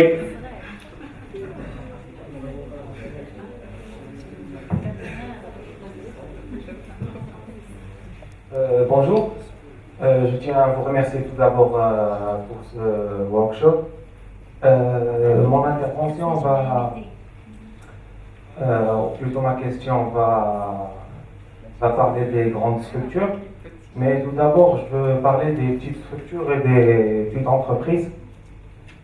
Parce que avec des petites entreprises, on a un petit budget. Et donc, le digital ne nécessite pas un grand budget pour commencer. Du coup, le digital est la meilleure solution pour commencer. Il faut juste l'utiliser d'une façon optimale. Ma question est donc, pourquoi les grandes structures négligent le côté digital? Je parle des grandes structures, je parle des ministères, je parle parce que nous, dans notre master, on travaille sur des projets marketing, mais dans le domaine touristique. On remarque souvent que dans les ministères, on néglige le côté digital, alors que personne ne peut nier qu'on est très en retard par rapport aux autres pays du reste du monde. Voilà. Est-ce que c'est par rapport aux dirigeants qui sont, entre parenthèses, d'une génération antérieure ou parce que ça a rapport avec le RH? Merci. Je sais pas. Oui. Juste pour répondre au point tout à l'heure évoqué par rapport à la certification Google, en fait, c'est intéressant parce que c'est gratuit, mais la problématique, c'est qu'il n'y a pas de contextualisation. Parce que le comportement du consommateur ou de l'internaute marocain n'est pas celui du français, ni de l'espagnol, ni de l'américain. Et l'avantage de bénéficier d'une formation locale, c'est que ça permet de voir des études de cas locales, des problématiques comportementales marocaines, parce qu'on sait très bien que le consommateur marocain est très très particulier dans sa manière d'acheter, de consommer, de réfléchir, etc. Ce qui n'est pas le cas de tout le monde. Donc c'est bien, mais c'est toujours intéressant d'avoir un background théorique. Et dans le digital, il y a énormément de stratégies. Et donc pour pouvoir avoir des études de cas, des stratégies, avoir suffisamment de recul, etc., on a besoin du background théorique et puis d'avoir des cas locaux pour comprendre, parce que c'est très très important le comportement du consommateur. Et juste pour répondre au monsieur par rapport à son besoin immédiat, en termes d'outils, il y a beaucoup de gens qui utilisent Canva.com pour faire des posts rapidement. Le problème, c'est pas au niveau des posts, c'est la création de l'idée. Oui, je comprends. Que vous devez avoir besoin d'une ligne éditoriale pour définir le contenu que vous avez développé. Donc au niveau des formations, c'est ce que j'ai fait. Ça fait 1 an j'ai monté la boîte. Et j'ai travaillé moi-même au niveau de la communication. Donc j'ai fait une formation. Donc une formation au niveau sur le web. Donc au niveau communication pour comprendre la partie de la cible. Donc comment comprendre la cible, comment créer le message par rapport aux cibles. Donc comment créer, bien sûr, au niveau graphique, j'ai la main pour le Photoshop et Illustrator. Mais le problème, c'est le temps, hein, et c'est la créativité pour le message. Ouais. Donc, c'est un métier, exactement. D'où l'intérêt de la formation. C'est un métier, il faudrait des personnes qui sont dédiées à ça. Oui, mais dans le cadre d'un entrepreneur, excusez-moi, si vous êtes le créateur de l'entreprise, c'est vos compétences, celles que vous avez, qui vous ont permis de développer ce business doivent être concentrées sur le business. Et le métier de brand content manager ou je ne sais quoi, ce dont vous avez besoin, vous devez le donner à quelqu'un. Et l'idée de M. Trépi, c'est très intéressant de chercher à mutualiser le coût et à être plusieurs petits entrepreneurs. Voilà, vous mettre en réseau pour résoudre ce problème, parce que le temps que vous passez à vous occuper de ça, vous ne vous occupez pas de votre autre business et c'est pas très intéressant. On me dit que notre temps est parti, qu'il y a des gens qui doivent commencer là. Hein? Je connais.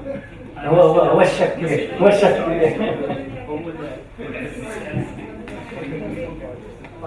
Merci Monet, c'était très intéressant. Maintenant, quand on parle de mutualiser les moyens entre différents entrepreneurs ou structures, les agences de communication mutualisent les moyens justement. Parce qu'on ne peut pas se permettre de recruter un directeur artistique, un concepteur rédacteur, un vidéaste. Ça fait en termes de charges, c'est énorme. Et le principe même d'une agence conseil en communication, c'est qu'elle mutualise ses moyens. C'est-à-dire le même directeur artistique est partagé entre 5, 6, 7, 8 annonceurs, plus une marge bien entendu, parce qu'il y a la gestion de tout ça. Et l'entrepreneur se concentre sur ce qu'il sait faire, sur son core business, vendre, développer, etc. Il ne peut pas à la fois créer un produit, créer un business et devenir lui-même directeur artistique, etc. Nous, on ne vend pas des fruits, on ne vend pas des légumes, on ne donne pas des cours, on n'ouvre pas un compte bancaire, on n'est pas une banque. Donc chacun a son métier. Donc on ne peut pas tout faire, c'est impossible. En termes de coût, le coût est beaucoup moins cher. Si vous recrutez 3 personnes, vous en avez pour 40 000 balles avec les taxes. Vous donnez ça en comité management à une agence avec la création, le contenu, le développement, c'est à moins de 10 000 dirhams. C'est simple, le calcul est facile. Hein. Bien, alors rapidement, et après il y a madame. Si vous me permettez, je réagis à chaud là. Toujours dans le même contexte, avec le monsieur qui parlait tout à l'heure de ce qu'on appelle Hajj Google. C'est soyons patriotes quand même, ça reste que dans l'économie, défendons le drapeau, travaillons avec les sociétés, les gens freelance, pour répondre toujours dans le même contexte. Il y a des gens qui travaillent en freelance, donc ça peut être mutualisé entre plusieurs sociétés. Donc, d'une part, d'autre part, tout ce qui vient de Google, même si c'est gratuit, c'est pas gratuit, parce que le produit, c'est le consommateur. Ah oui, le gratuit n'existe pas. Donc, c'est pas de gratuité. Et que ce soit le contenu ou le contenant, c'est toujours une affaire de spécialiste. Je ne peux pas être chef de cuisine et maître d'hôtel et directeur de restauration. C'est impossible. Je ne peux pas être au four et à la salle et à l'accueil et concierge et directeur d'hôtel. Ça, c'est chacun son métier. C'est toujours dans le même contexte de monsieur. Bonjour, je vais être très bref. On parlait tout à l'heure de la particularité du consommateur marocain et ma question est a-t-on une estimation chiffrée ou bien juste une idée de l'évolution en termes de vente en ligne?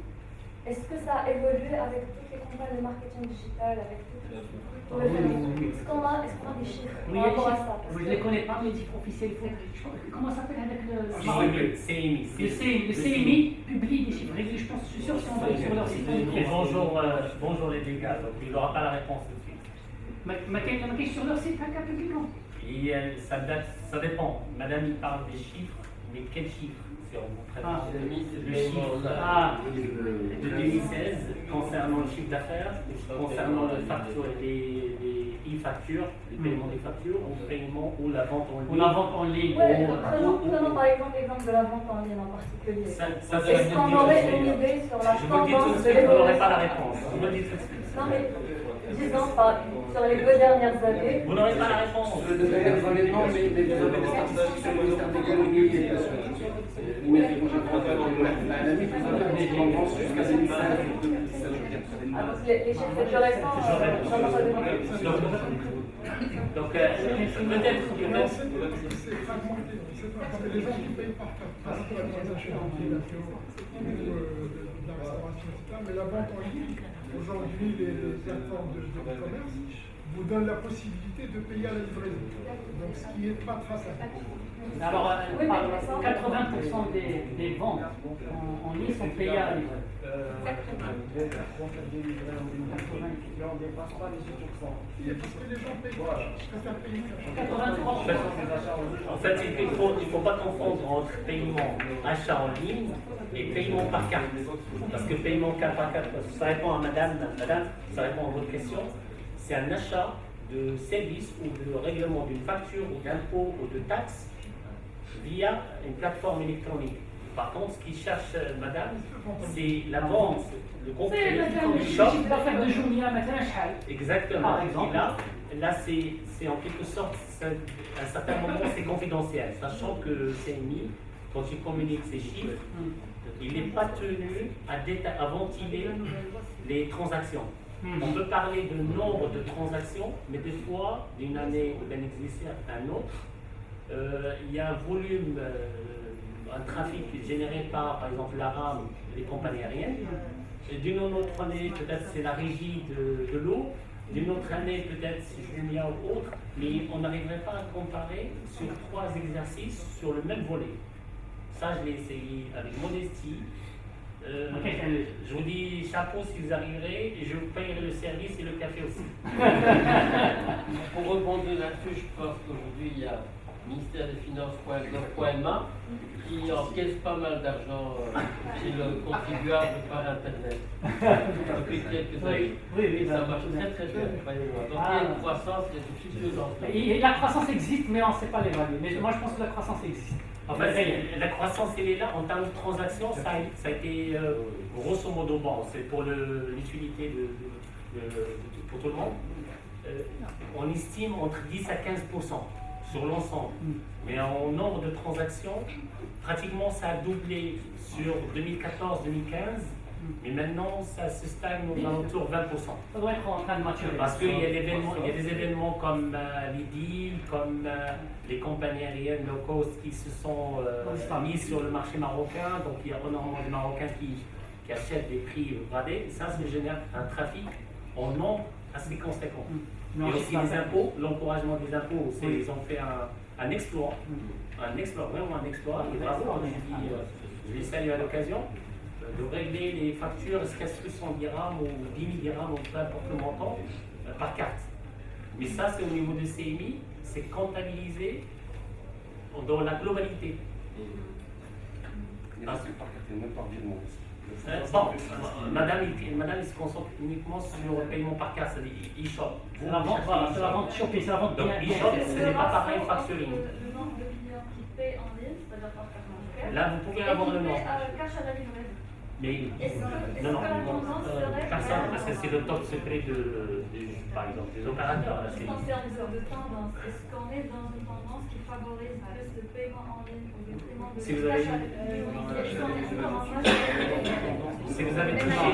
si vous avez assisté au début de l'intervention, peut-être que vous avez la réponse.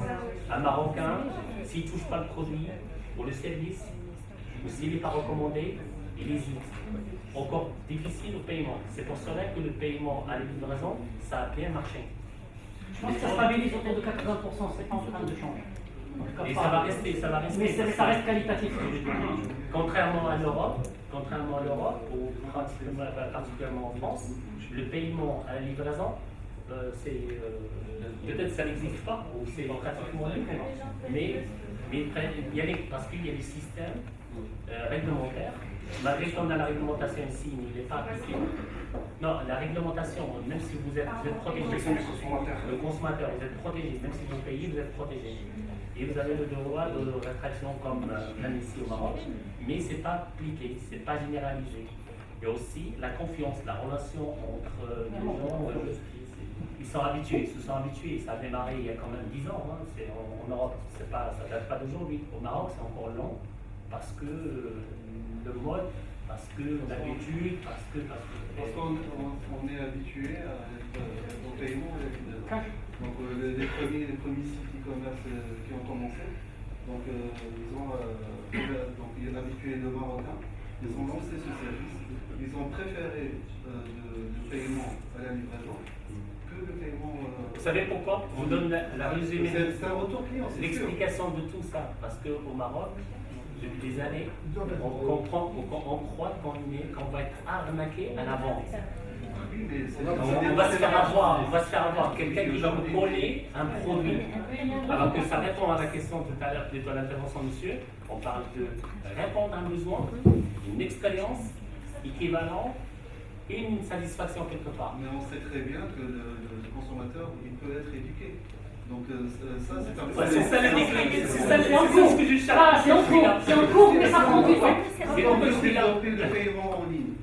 Mais pourquoi on est là? On est là justement pour chercher ce déclic. C'est-à-dire quand est-ce qu'on va démarrer? On ne sait pas. Ça va venir, Ça va venir.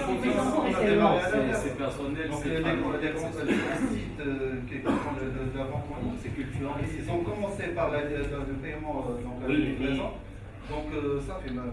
Les Marocains, ils sont concentrés, plutôt habitués à ça. Donc on peut plus revenir dans ça.